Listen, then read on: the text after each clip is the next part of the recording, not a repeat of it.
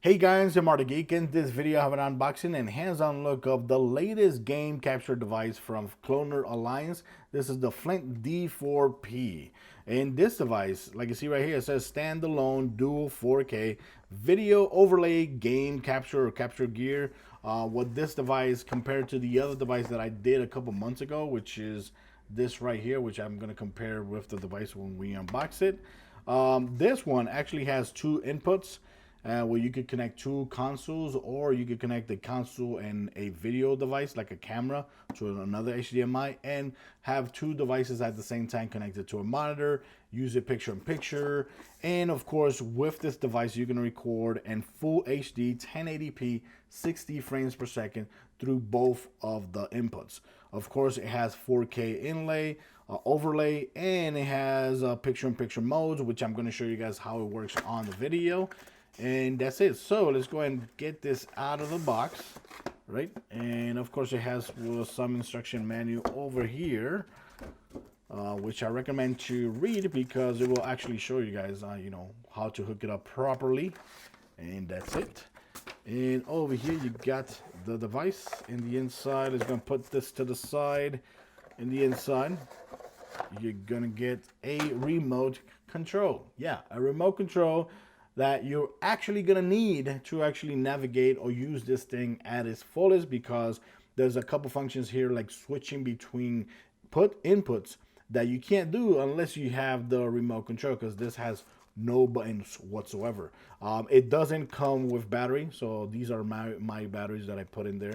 It uses two AAA batteries. Here you got, it does come with HDMI cables. Those HDMI cable there. It has a USB-C to USB-A cable. You're going to need it. And of course, you're going to need, maybe, depending on your situation, you might need this. Micro USB-C, micro USB to USB-A. You got some adapters here, USB-C to USB-A, so on and so on. But honestly, I don't need those. So let's go show you guys the console right away. Here it is, and this is how it looks. Like you see, it has the ClonerAlliance logo, Flint D4P. Over here in the front, you got some inputs, line out, mic, and line in. This is where you'll be pointing the remote control. Over here, this is how it looks on the bottom. You have vents over here. And on the back side, you have the inputs. So you have two inputs that it says HD in 4K 30 frames per second and HD1 in 4K 60 frames per second. So like you see, it has two inputs for 4K, but one of them is capable of 60 frames per second. The other one is capable of 30 frames per second. You got external audio in. You got the out. This is going to go to your TV or monitor. And of course, this is going to go to your PC, so you can record your gameplays to your PC and use the software as well. Or this right here is also for power. This, let's say you want to power this device and switch between devices without hooking up to a PC. I guess you hook it up right here and you just power the device, and that's it. So basically, that's how it looks. And when we compare it to the other one that I did a video a couple months ago, this is how they look next to each other. They both do the same thing, but this one, you can actually connect two consoles. This one, you can only connect one console. They both have 4K input pass-through. So that means that if you connect a 4K console here and you output this to a TV, you're still going to get that 4K quality on your TV. You're not losing quality because you're putting this device in between the console and the TV. So that's a good thing there. Same thing over here, has the 4K pass-through, and it records at 1080p 60 frames per second, 1080p 60 frames per second through both sides. That's it. So now what I'm going to do is I'm going to go ahead and hook it up to the computer. Of course, this is how it's going to be hooked up to the computer. The USB-C right there. This is going to go ahead hook up to the computer. This one right here, I'm actually going to be connecting it to the Nintendo Switch. So I'm going to be connecting it to the 4K 30 frames per second because it's not capable of 4K. So it doesn't really matter. And the other console I'm going to connect here, I'm going to connect the PlayStation 4 Pro, which of course is capable of 1080p 60 frames per second, I think. So I'm going to put it right there. And of course, this is going to go out to the TV or monitor. So let's go ahead back again with the second half of the video.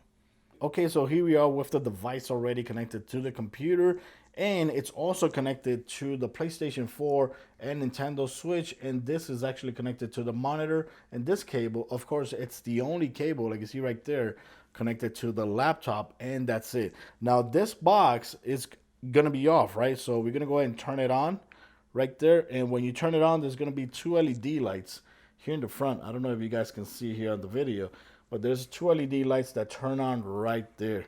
The console's already on. Like you see right there, you can see the Nintendo Switch console right there on. And let's go ahead and open the application here, which is the HTML Cloner Pro Helper. You're going to have links for this software when you unbox the package. It's going to be actually in the instruction manual. And also under this, you're also going to have like a link. It tells you to actually scan it with your cell phone, and it actually makes you download this application, which is the same application that you're going to be using for any recording device like from ClonerAlliance. Same application that we use here. It's the same application being used here as well. This is how it looks, right? We are connected with the Nintendo Switch right there. And let's say I want to switch to the PlayStation 4. Click right there, booms, and it switches to the PlayStation 4. You see I'm connected there to the PlayStation 4. Very cool. And of course this one, if I switch back again to the other one, I could switch to the Nintendo Switch. There you have it, just like that. The great thing is that if you're like a YouTuber like me and you have like different consoles connected to the device and you're constantly recording videos for like the PlayStation 4 and Xbox One, or PlayStation 4 and Nintendo Switch, it's great that you can actually hook up both of them right there at the same time and just switch between them to using the remote. Now, one thing that I found negative is that it totally depends on the remote. If you don't have the remote, if your battery remote is dead, you can't switch between devices here because there's no button whatsoever on that box. So you're actually gonna need these two buttons to actually switch between consoles. So you're gonna need this no matter what. Of course, right here, let's go and switch full screen. It's gonna go full screen. That way you can actually appreciate what I'm gonna show you guys right now. That you can do here is go picture in picture. Let's go and make that a little bit bigger. There you go. We make it that little bit bigger. You can move that around. See that? You can move that around, the picture in picture. Or you can also go ahead and swap. If you want to swap from Nintendo Switch to PlayStation 4, click right there. This is the swap button right here. And look at that. It switches from PlayStation 4 and the Nintendo Switch is now in the small picture. You can make the Nintendo Switch picture smaller. That way you can actually play a little bit better there. And of course, I can swap back at any time. Look at that. That is so cool. Also, you could do right here. If you click right there, right, it goes like that. It puts it one at the top, one at the bottom. And you can also swap. If you click the swap button, it switches the consoles from top to bottom. Also, let's say you want to have the audio from one device heard, you're going to have to click one of these two buttons. So if I click right there, it switches to the Nintendo Switch. See there? It switches to the Nintendo Switch audio. If I click over here, now it switches to the PlayStation 4 audio. And now I also have this one right here. If I click right that, you can see the consoles side by side. So same thing as well. If I click right there, it will give me the audio from one console. And if I click over here, it gives me the audio of the other console. And that's it.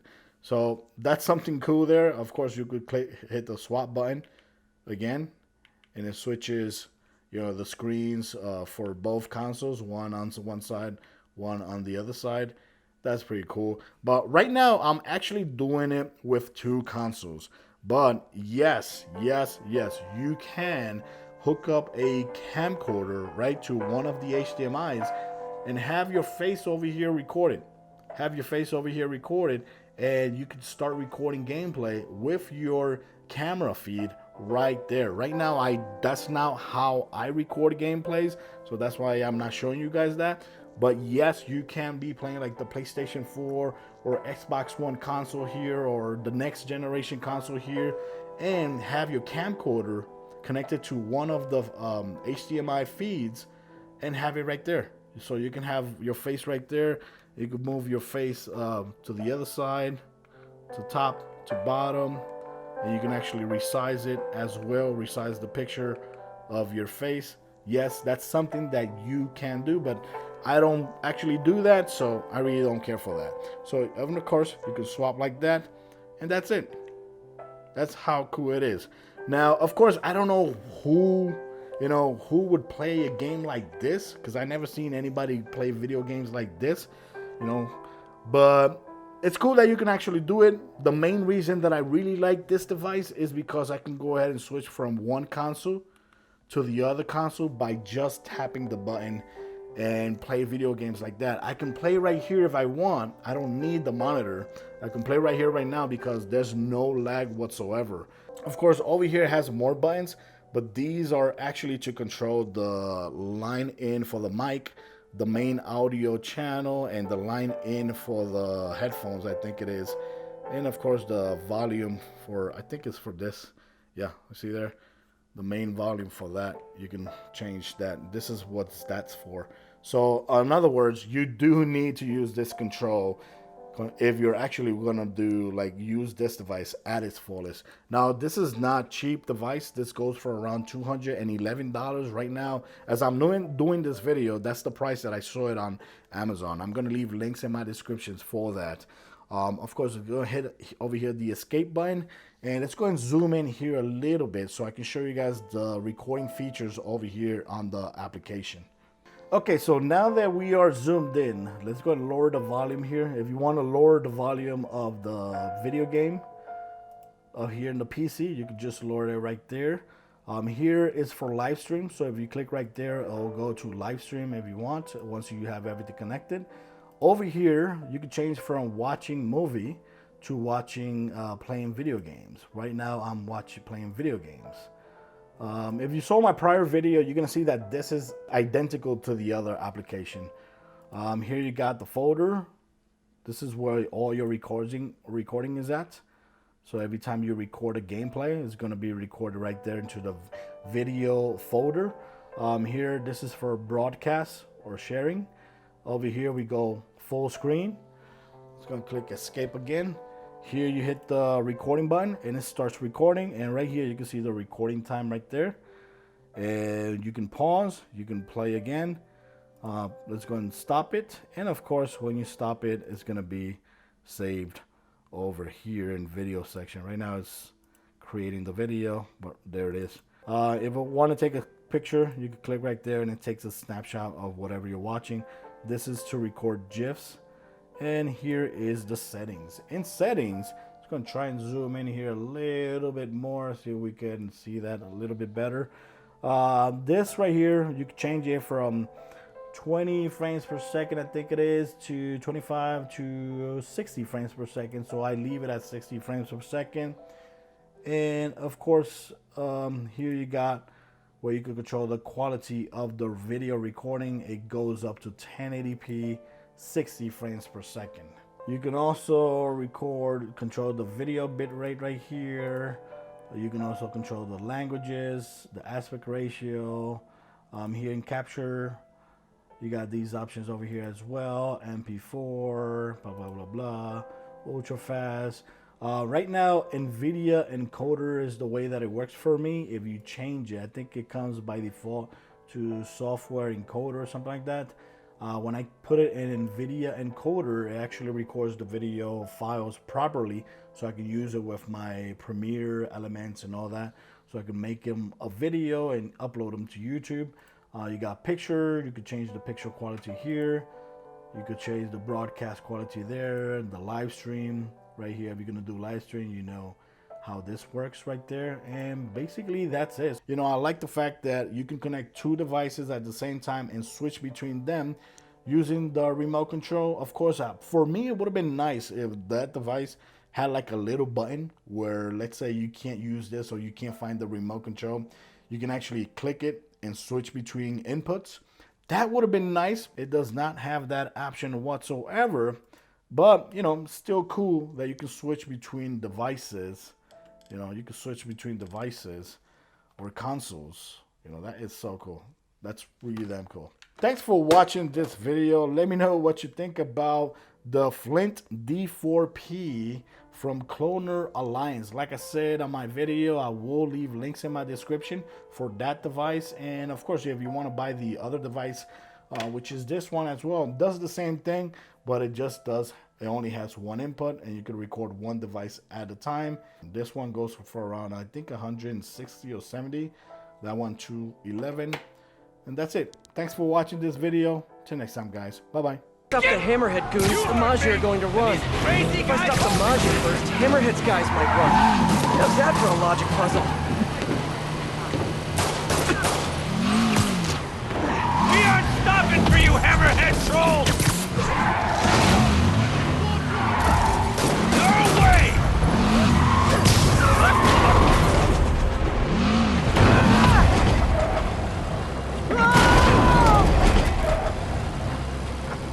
Gee, thanks, Spider-Man! You're next! Oh, More Hammerhead goons? I've definitely earned an Eddie's pie after this. Do that! I'm putting you in the ground!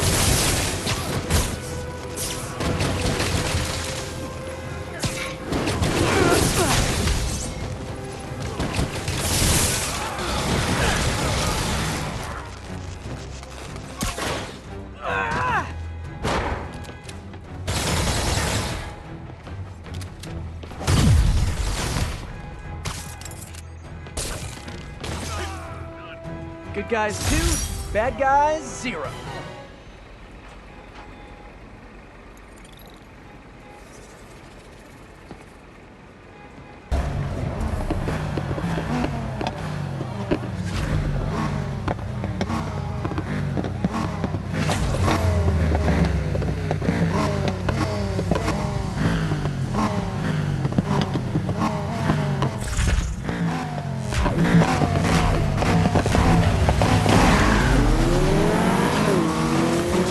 Riding with the lead.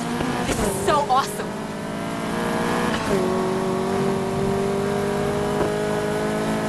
Hey, check it out. I can stream the news on my phone. They've got a reporter at the event already. Tonight we're taking a closer look at some of the most beautiful vehicles taking part in the Speed Hunters Showdown. Now, as you can see here, these machines really are works of art. We don't often get the chance to appreciate the detail with their flying past and top speed. And the interiors. I'm in love with this one. Now straight on. Are you sure? We have liftoff. Surprise, punks. Cops? How the hell did they get us out of here? It's an ambush. In high-performance vehicles.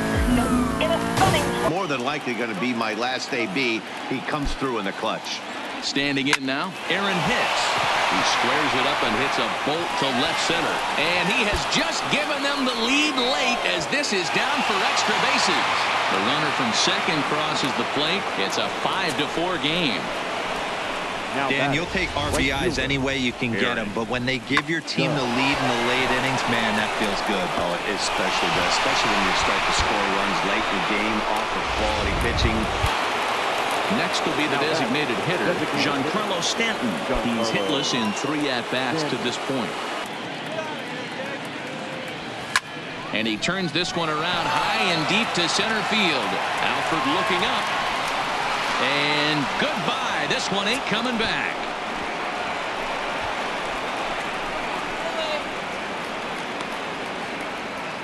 A long 2-run homer off the bat of Giancarlo Stanton. 29 home runs for him on the year, and it's now 7-4.